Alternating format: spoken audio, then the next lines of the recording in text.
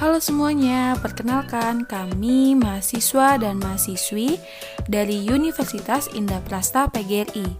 Video ini kami buat dalam rangka menunaikan tugas mata kuliah perdagangan luar negeri. Ya, pada video kali ini kita akan membahas mengenai lembaga pendukung perdagangan luar negeri. Kami dari kelompok pertama, terdiri dari Anissa Riantina, Widi Adi Nugroho, Tiara Harnanti, Ani, Juliana Castella, Muhammad Alfian, dan Ramdan Saputra. Langsung aja ya, kita lanjut ke pembahasan pertama. Pembahasan pertama ada definisi dari Direktorat Jenderal Bea dan Cukai. Adalah nama dari sebuah instansi pemerintah yang melayani masyarakat di bidang kepabeanan dan cukai. Direktorat Jenderal Bea dan Cukai dapat diibaratkan sebagai penjaga perbatasan negara dalam bidang ekspor dan impor. Bea dan cukai sering disebut dengan istilah custom. Dari definisi kepabeanan dapat saya jelaskan sebagai berikut.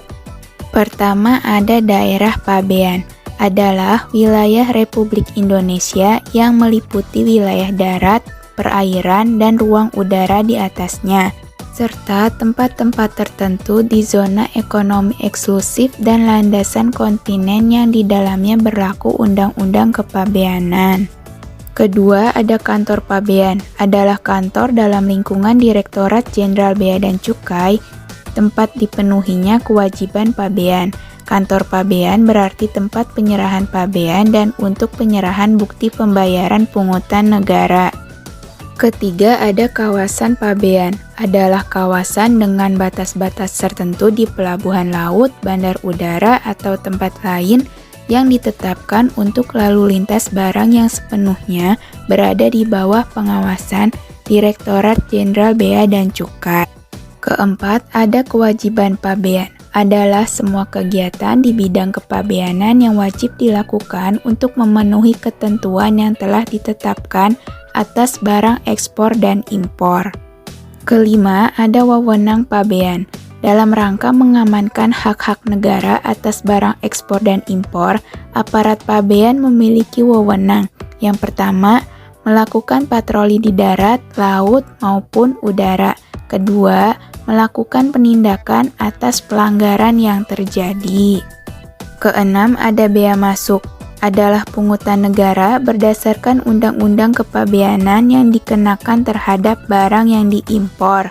Ketujuh, ada bea keluar, adalah pungutan negara berdasarkan undang-undang kepabeanan yang dikenakan terhadap barang ekspor.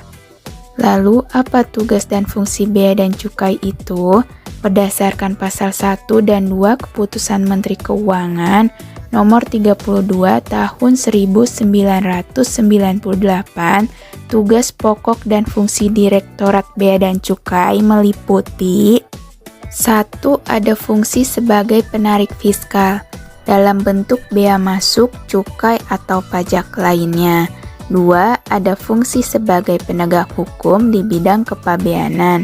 Ketiga, ada fungsi sebagai penjaga keamanan nasional, kesehatan masyarakat, dan budaya nasional dari unsur-unsur politik, budaya, sosial, dan barang yang mempunyai daya merusak dalam masyarakat. Pada slide ini, kita akan membahas mengenai bank devisa di dalam negeri dan di luar negeri. Bank devisa yang berada di dalam dan di luar negeri memegang peran penting dalam menjamin kelancaran transaksi pembayaran ekspor-impor. Bagi importir Indonesia yang ingin mengimpor barang dari luar negeri, bank devisa di Indonesia ini berfungsi sebagai bank pembuka atau opening bank dalam penerbitan surat kredit berdokumen atau letter of credit. Letter of credit impor dibuka oleh importir Indonesia atas nama eksportir di luar negeri. Letter of credit impor tersebut oleh bank pembuka di Indonesia kemudian diteruskan ke bank devisa di luar negeri yang bertindak sebagai bank penerus atau advising bank. Bank devisa juga dapat berperan sebagai pemberian kredit ekspor, kredit modal kerja, kredit investasi, jasa penghasilan, vessel ekspor, dan lain-lain. Bank devisa di Indonesia juga berperan dalam penerbitan surat kredit berdokumen dalam negeri atau SKBDN, atau juga bisa disebut sebagai letter of credit lokal. Letter of credit lokal digunakan untuk membantu kelancaran transaksi perdagangan di dalam negeri ataupun di luar negeri, yang para penjual dan pembeli letaknya berjauhan, sehingga membutuhkan jasa bank sebagai pihak ketiga agar ada jaminan pembayaran dan jaminan penerimaan barang.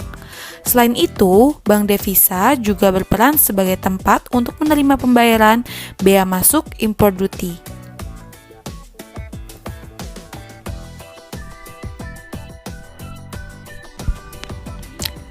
Selanjutnya, slide kelima, yaitu tentang perusahaan jasa transportasi dan jasa kepabeanan. Apa sih perusahaan jasa transportasi itu? Yaitu badan yang bertugas menangani transportasi yang meliputi pengumpulan muatan, melakukan pengepakan, dan mengurusi dokumen pengangkutan. Contoh dari perusahaan jasa transportasi yaitu seperti perusahaan Garuda Indonesia. Selanjutnya, apa itu jasa kepabeanan?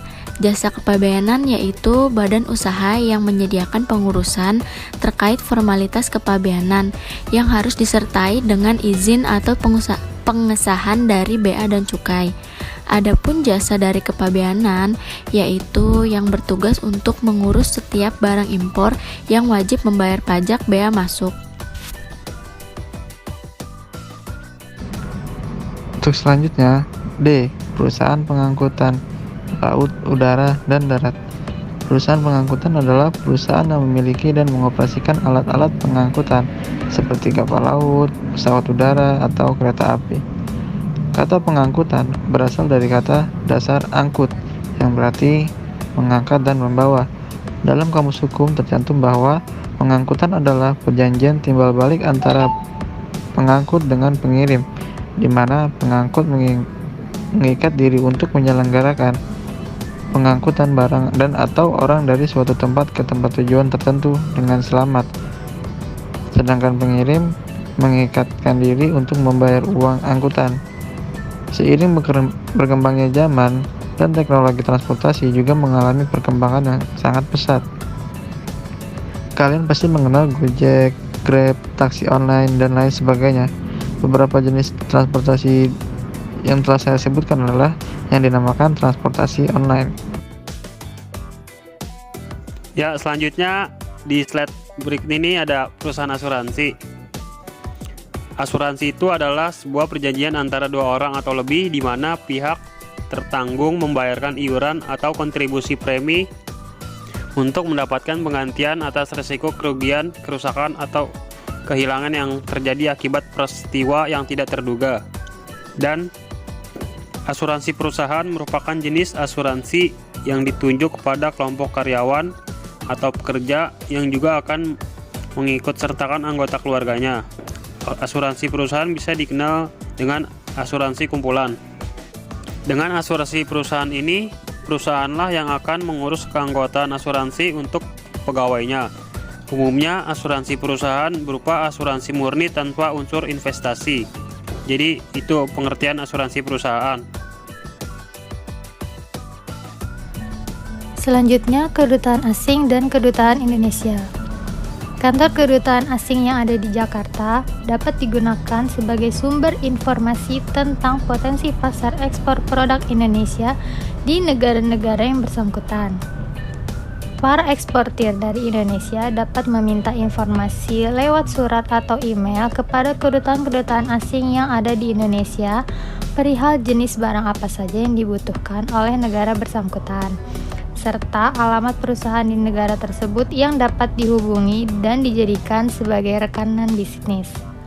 Selain itu, para eksportir Indonesia juga perlu mengetahui prosedur ekspor-impor yang berlaku di negara tersebut agar transaksi perdagangan berjalan dengan lancar. Beberapa kedutaan asing di Indonesia ada pula yang mensyaratkan pembuatan faktur konsultat atau consular invoice terhadap barang-barang yang akan diekspor ke negara mereka. Faktur konsulat berfungsi untuk mengecek kebenaran data barang ekspor serta mengesahkan pengapalan barang-barang ekspor ke negara-negara tertentu. Tidak semua negara memberlakukan ketentuan faktur konsultan.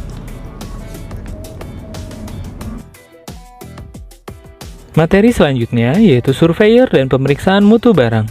Surveyor adalah perusahaan survei yang mendapatkan otorisasi dari dan ditetapkan oleh Menteri Perdagangan untuk melakukan verifikasi atau penelusuran teknis atas ekspor dan impor sebelum muat barang.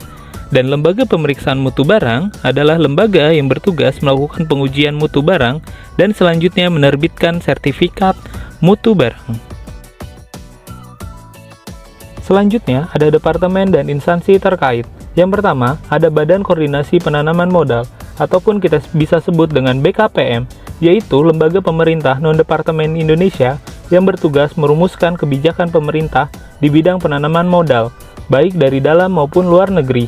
Dan yang kedua, ada Departemen Perindustrian atau yang kita bisa kenal dengan Kementerian Perindustrian, yang dimana dalam kementerian ini pemerintah Indonesia yang membidangi urusan perindustrian. Sekian penjelasan mengenai lembaga pendukung perdagangan luar negeri dari kelompok kami.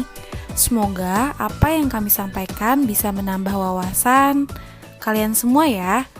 Thanks for watching, bye-bye.